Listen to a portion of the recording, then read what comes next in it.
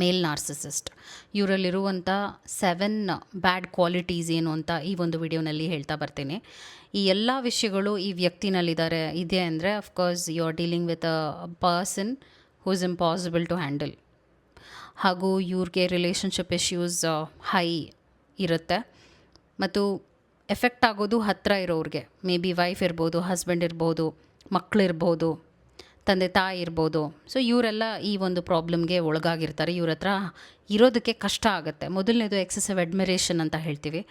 ಅವ್ರ ಬಗ್ಗೆ ಅವ್ರಿಗೆ ಬಹಳ ಒಬ್ಸೆಷನ್ ಇರುತ್ತೆ. ನಾನೇ ತುಂಬ ಚೆನ್ನಾಗಿರೋದು, ನಾನೇ ಚೆನ್ನಾಗಿರಬೇಕು, ನಾನು ಅನ್ನುವಂಥ ಅಹಂಭಾವನೆ ಇರುತ್ತೆ. ಈಗೋಯಿಸ್ಟಿಕ್ ಪರ್ಸನ್ ಯಾವತ್ತೂ ನನ್ನ ತಪ್ಪಿದೆ ಅಂತ ಹೇಳ್ಕೊಳ್ಳೋದು ಇಲ್ಲ. ಹಾಗೂ ನನ್ನಷ್ಟು ಬುದ್ಧಿವಂತೆ ಈ ಭೂಮಿನಲ್ಲೇ ಇಲ್ಲ ಅನ್ನುವಂಥ ಒಂದು ಆ್ಯಟಿಟ್ಯೂಡ್ ಇರುತ್ತೆ. ಆ್ಯಂಡ್ ನಾರ್ಸಿಸಿಸ್ಟ್ ಸ್ಮಾರ್ಟೆಸ್ಟ್ ಪೀಪಲ್ ಕೂಡ ಆಗಿರ್ತಾರೆ. ಇವರು ಬಹಳ ಲೈಫ್ನಲ್ಲಿ ಹೆಸರು ಮಾಡಿರ್ತಾರೆ, ಒಳ್ಳೆಯ ಹುದ್ದೆನಲ್ಲಿರ್ತಾರೆ, ವೆಲ್ ಎಜುಕೇಟೆಡ್ ಆಗಿರ್ತಾರೆ. ಅವ್ರು ಇದನ್ನು ಏನಕ್ಕೆ ಮಾಡ್ತಾರೆ ಅಂದರೆ ಟು ಗೆಟ್ ದಟ್ ಪವರ್. ಎರಡನೇ ವಿಷಯ, ಎಕ್ಸ್ಪ್ಲಾಯ್ಟಿಂಗ್ ಅದರ್ಸ್. ಬೇರೆಯವ್ರನ್ನ ಎಕ್ಸ್ಪ್ಲಾಯ್ಟ್ ಮಾಡೋದು, ಬೇರೆಯವ್ರನ್ನ ಬಳಸ್ಕೊಳ್ಳೋದು, ಬೇರೆಯವ್ರನ್ನ ಕುಗ್ಗಿಸುವುದು, ಬೇರೆಯವ್ರನ್ನ ಕೀಳಾಗಿ ನೋಡುವಂಥದ್ದು. ಇದೆಲ್ಲ ಹತ್ತಿರ ಇರೋರ ಮೇಲೆ ಟಾರ್ಗೆಟ್ ಮಾಡ್ತಿರ್ತಾರೆ. ಹಾಗೂ ಸಕ್ಸಸ್ ಹುಚ್ಚು ಅವ್ರಿಗೆ ಹಿಡ್ದಿರುತ್ತೆ. ಸಕ್ಸಸ್ ಆದಾಗಲೇ ನನ್ನ ಲೈಫ್ನಲ್ಲಿ ಬೇರೆಯವ್ರು ನನ್ನ ಮಾತು ಕೇಳ್ತಾರೆ ಅನ್ನುವಂಥ ಒಂದು ಲಾಜಿಕಲ್ ಇರ್ತಾರೆ ಇವರು. ಹಾಗೂ ಸುಪೀರಿಯಾರಿಟಿ ಕಾಂಪ್ಲೆಕ್ಸ್ ತುಂಬ ಇರುತ್ತೆ. ನನಗಿಂತ ಬೇರೆಯವರು ಅಂದರೆ ನಾನೇ ಬುದ್ಧಿವಂತ, ನನಗೆಲ್ಲ ಗೊತ್ತಿದೆ, ಬೇರೆಯವ್ರಿಗೇನೂ ಗೊತ್ತಿಲ್ಲ, ಬೇರೆಯವರೆಲ್ಲ ದಡ್ರು. ಯಾರು ಸಜೆಷನ್ ಕೊಡೋಕ್ಕೆ ಹೋದರೆ, ಫೀಡ್ಬ್ಯಾಕ್ ಕೊಡೋಕ್ಕೆ ಹೋದರೆ ಅದನ್ನ ತೊಗೊಳಕ್ಕೆ ಇಷ್ಟಪಡೋದಿಲ್ಲ.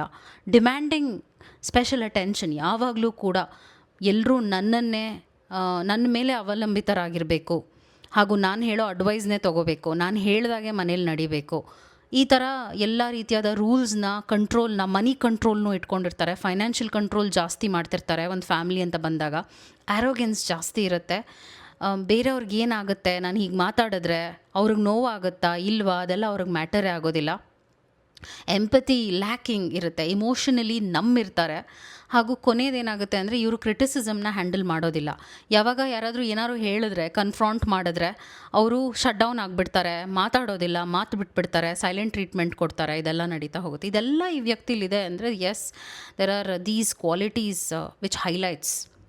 ಇವ್ರನ್ನ ಹೇಗೆ ಹ್ಯಾಂಡಲ್ ಮಾಡುವಂಥದ್ದು, ಒಂದು ನಿಮಗೆ ಸಪೋರ್ಟ್ ಬೇಕಾಗುತ್ತೆ. ನಿಮಗೆ ಒಂದು ಫ್ಯಾಮಿಲಿ ಸಪೋರ್ಟ್ ಇರಬಹುದು, ನಿಮ್ಗೆ ಗೊತ್ತಿರೋರು ಸಪೋರ್ಟ್ ಇರ್ಬೋದು. ಯಾಕೆಂದರೆ ಇವ್ರು ನಿಮ್ಮನ್ನ ಐಸೋಲೇಟ್ ಮಾಡ್ತಿರ್ತಾರೆ, ರೆಗ್ಯುಲರಾಗಿ ನಿಮ್ಮನ್ನು ಕುಗ್ಸಕ್ಕೆ ನೋಡ್ತಿರ್ತಾರೆ. ನಿಮಗೆ support and counselling is a must. Hope this video was helpful. Take care. ನಮಸ್ಕಾರ. Thank you so much.